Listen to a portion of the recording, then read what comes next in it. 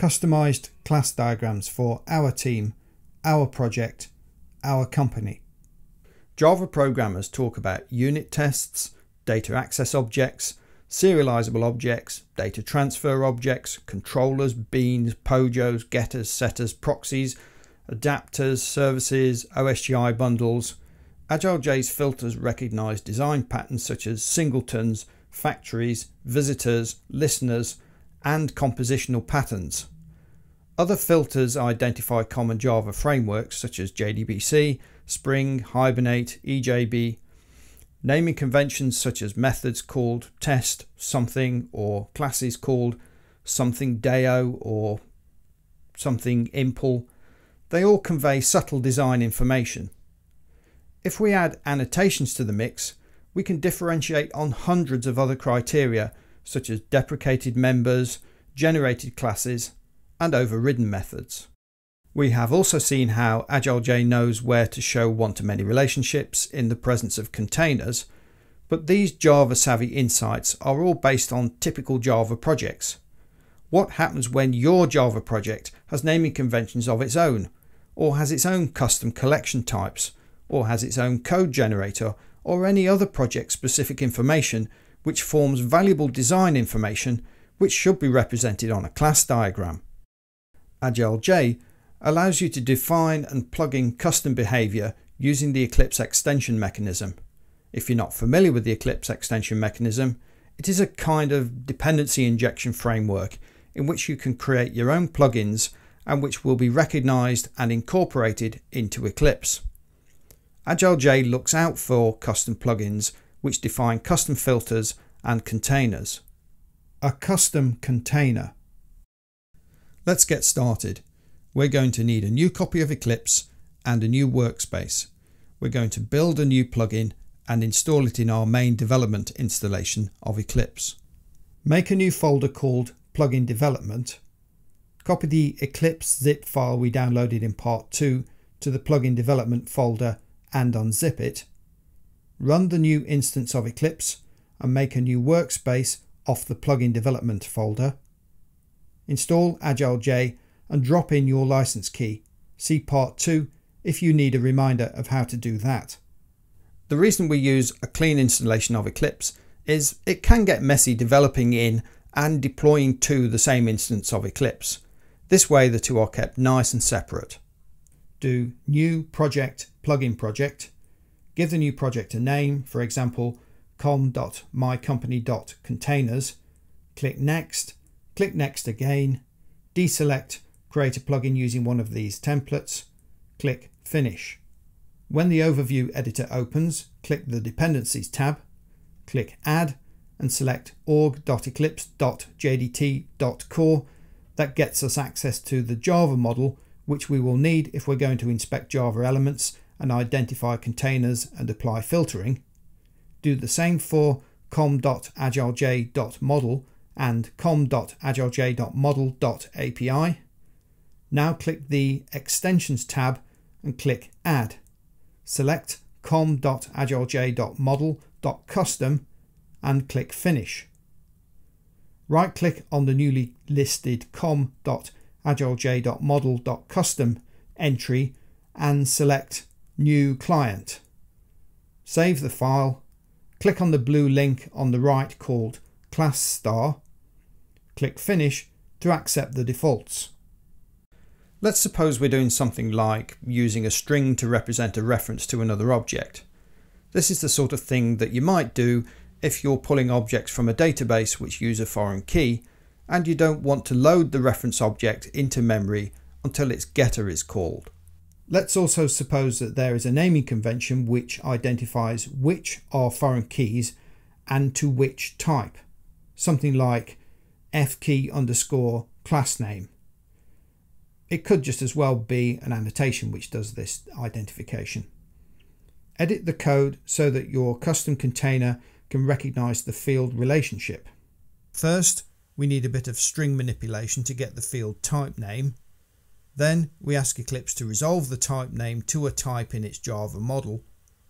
Then we get the signature string and return it. We can also specify a tooltip for when you hover the mouse over the field line. For now, let's just return a fixed string, but you could put more detail about the reference if you wanted to. Finally, we can say if this is a one-to-many relationship or not. This one isn't. There could be more than one plugin looking out for containers like this. If you return a non-null value, then AgileJ will stop asking other plugins. Now let's try it out. Select Run Debug Configurations, right-click on Eclipse application, shut your main instance of Eclipse. We are going to need the workspace now. Point the workspace for the new configuration to your main workspace. Press Debug. We'll have to add a bit more code to try it out because there is nothing in Commons codec which works this way. Make a new package, make 2 new classes, make a field in one class which references the other class using the naming convention fkey_. Right-click on the test package, make a new class diagram. Lo and behold, it works. We now have the power to add more project-specific meaning to our class diagrams and avoid losing the ability to illustrate the structure just because the structure is expressed in a non-standard format. A custom filter. While there are common terms across the industry to identify Java constructs such as POJOs, factory methods and data access objects, there is often a domain-specific language used to identify patterns within one project. For example, a banking application may contain one group of classes which represent customer static information, while another group of classes represent transactional information, and you would like class diagrams to clearly distinguish between the two. So let's create a custom filter. In the same workspace as we just used for making a custom container, create a new plugin project. Call it com.mycompany.filters. Click the Dependencies tab and add org Eclipse core runtime, org Eclipse JDT core, com AgileJ config, com AgileJ config SWT, com AgileJ model, com AgileJ model API. Click the Extensions tab, click Add, select com.agileJ.config.swt.filters, then Finish. Right-click on com.agileJ.config.swt.filters and select New Client. Save the file, click the blue class star link on the right, click Finish to accept the defaults. And now all we have to do is figure out what we want our custom filter to do. Notice that the getFilters method returns a set of filters, so we can define as many filters as we like within one plugin. Just before we start, the getName method is just for error messages. Just return any string such as myFilters. The setTypeHierarchyCache method is an optimization. If your filtering requires looking up and down the inheritance graph a lot, then since these graphs are expensive to create, we give you access to a shared instance. The first question is, are we filtering on types, methods or fields?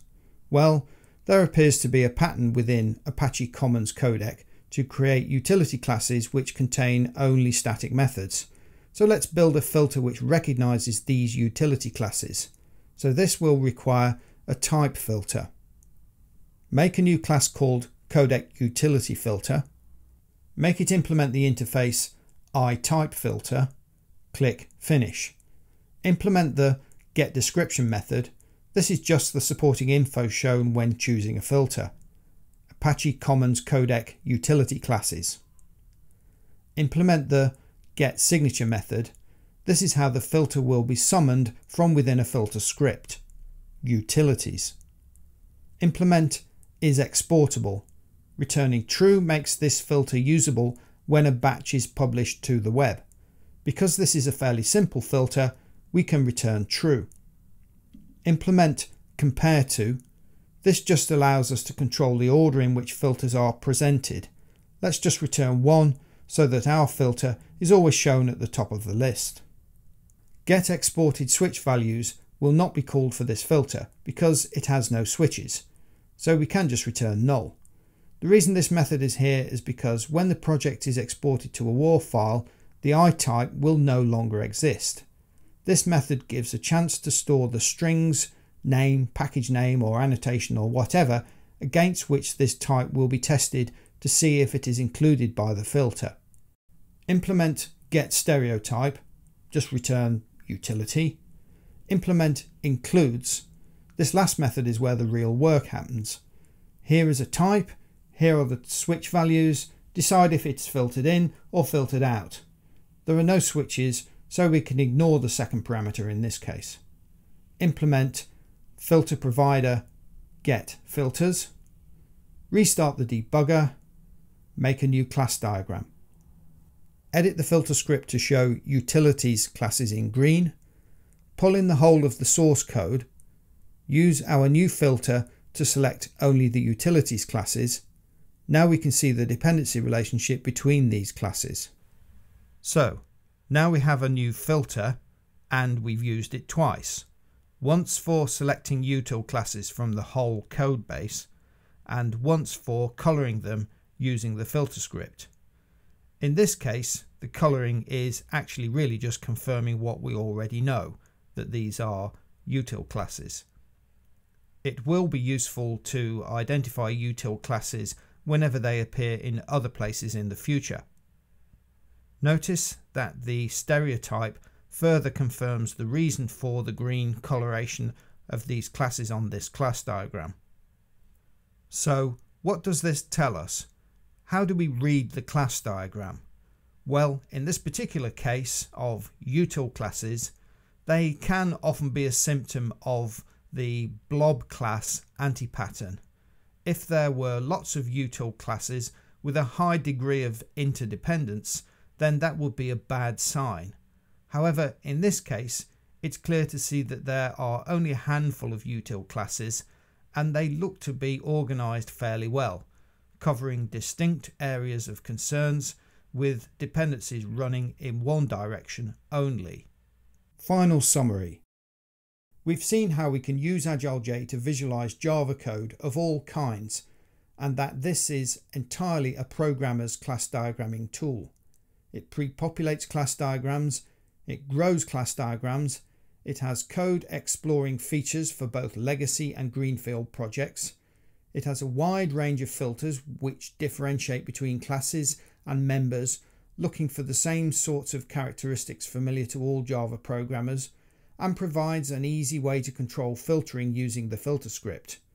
We saw how to configure AgileJ's diagram generators to crunch through massive projects, assembling meaningful class diagrams ready to publish and be explored in detail with an HTML5 application. And finally, we created new ways to recognize one-to-many relationships and differentiate between Java elements for filtering. We welcome feedback of all kinds. We have been lucky to receive a large number of suggestions to date. Most of what I've shown you came about directly as a result of customer suggestions. We would like to keep getting better at providing the best possible code structure visualizer. So let us know what you think. And finally, if you have made it this far, viewing all 8 parts to this tutorial, then I'd like to thank you for your time and wish you good luck with your future Java projects.